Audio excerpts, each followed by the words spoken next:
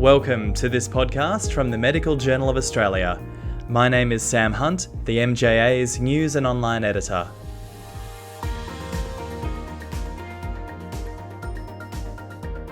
Today we are discussing new research into hospital utilisation in Australia, with a focus on use by people over 75 years of age. The research found that containing hospital costs by limiting bed availability and reducing length of stay may no longer be viable strategies. My two guests wrote about this in the Medical Journal of Australia. You can read their research by clicking the link in the podcast description. My two guests are with me now. Dr Natasha Reid is a research fellow, and Professor Len Gray is a Professor of Geriatric Medicine. Both are at the Centre for Health Services Research at the University of Queensland. Dr Reid and Professor Gray, thank you so much for joining me today. Thank you. Thank you. Great to be here. Professor Gray, I'll start with you. Can you take me through the findings of your research? Okay, yes. So in the period from 1993 to 2019, the proportion of the Australian population who are aged over 75 increased much more rapidly than the population in general. And since older people use hospitals at much higher rates than younger people, you'd expect that older patients would occupy an increasing proportion of the available hospital beds. However, this has not really occurred, somewhat surprisingly to many.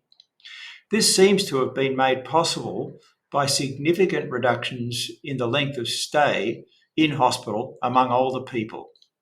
On the other hand, the length of stay for younger patients has virtually been unchanged over that 20 to 30 year period.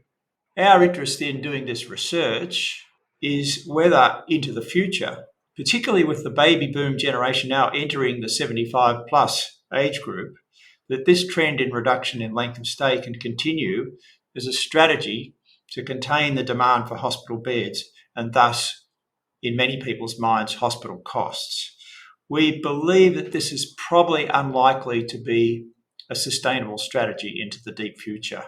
And that's a question for all of us to consider in thinking about how hospitals are organised and funded. And that's a big concern, isn't it? Hospitals no longer being able to contain costs by limiting bed availability and reducing length of stay. Natasha, can you unpack these challenges for us? The population is rapidly increasing in age. And there was a report released by the United Nations a few years ago that said that for the first time in human history, we have more people aged over 65 than there are under the age of 5. And what we have is a situation where our lifestyles, coupled with our sort of changing work practices, are leading to more chronic diseases across the board. And when you put that together with decreasing mortality rates, we're getting a higher need for hospital usage.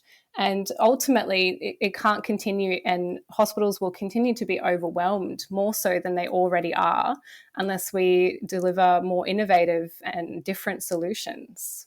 And Natasha, let's talk about the solutions. What are some things happening internationally that could be adopted in Australia? What do we need to look at? The UK and Canada are two international examples that we can draw from, as they already have these established networks and organisations designed to look at these sorts of problems for an ageing population or in relation to frailty.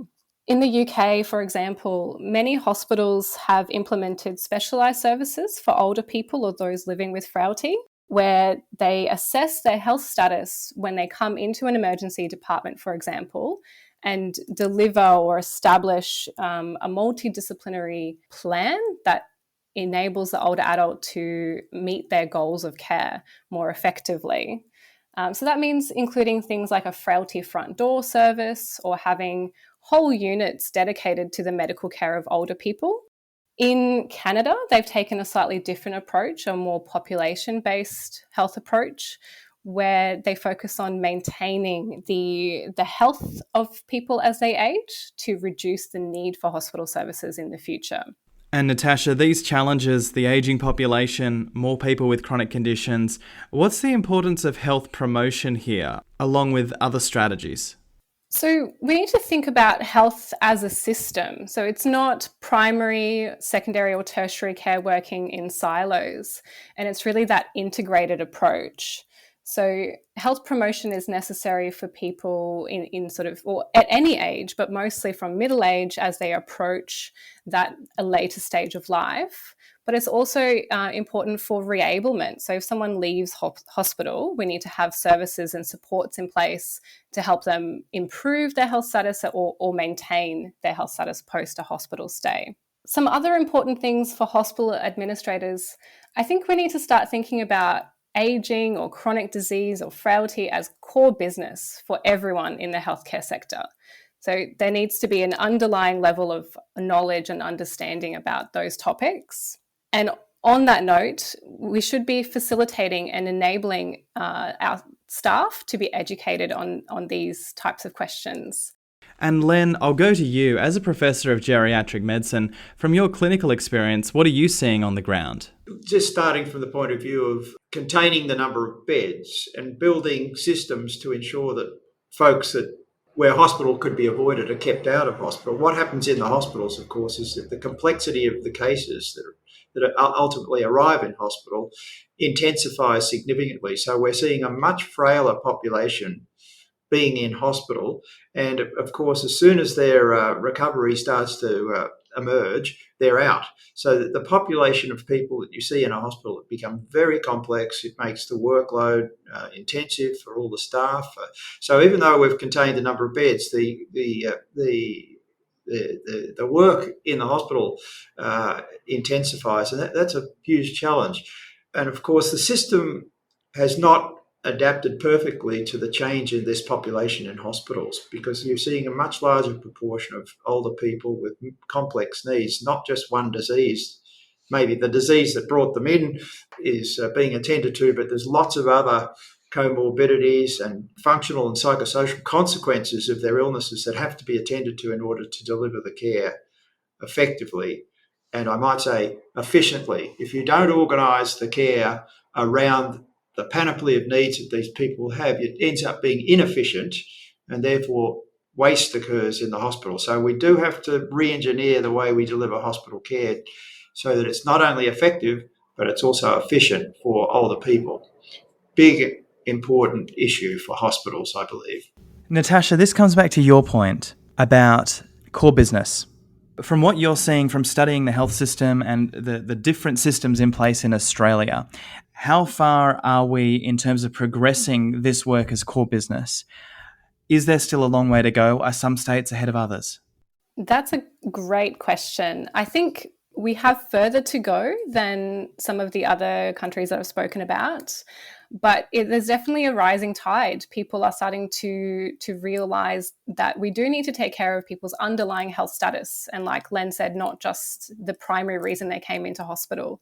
It's actually being much more recognised within policy as well. So the different, both federally and locally, the notion of frailty is certainly coming through these policy documents, and us needing to recognise it and deliver different models of care for people who are frail. And that's one of the things that we have been, as a team, successful in getting funded to sort of establish an Australian frailty network that mimics some of the work happening in the UK and Canada, to, I guess, bring all the pockets of people around the country working on this together so we can share findings and elevate those policy changes and things that are working.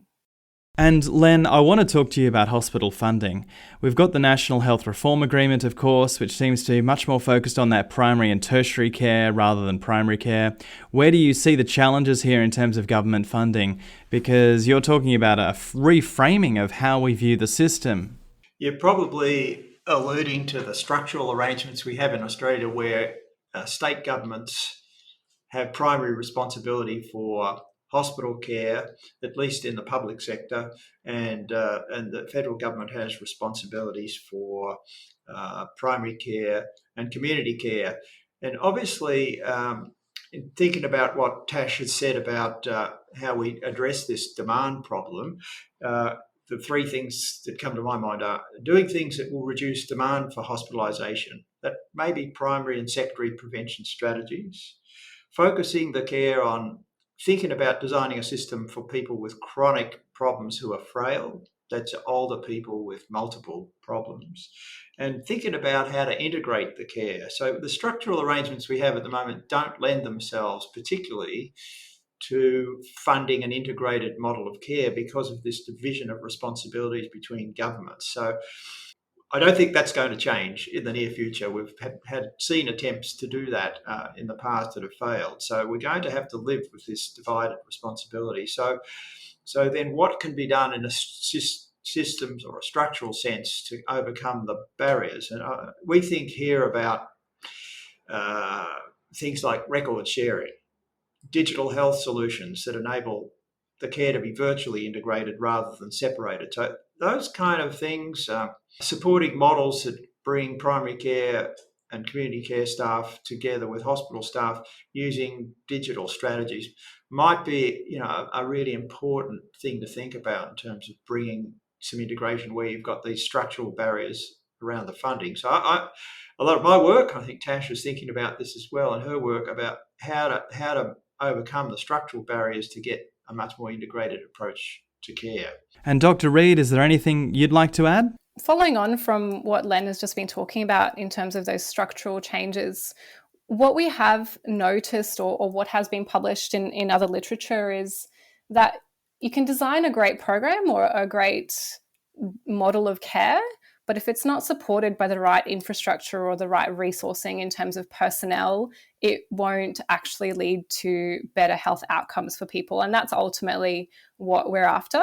If you're sort of listening and you're wondering what you can do next, I think it's important to recognise the importance of looking for alternative models of care, but also implementing an evaluation of those models of care and really understanding what's going to turn into better health outcomes for people.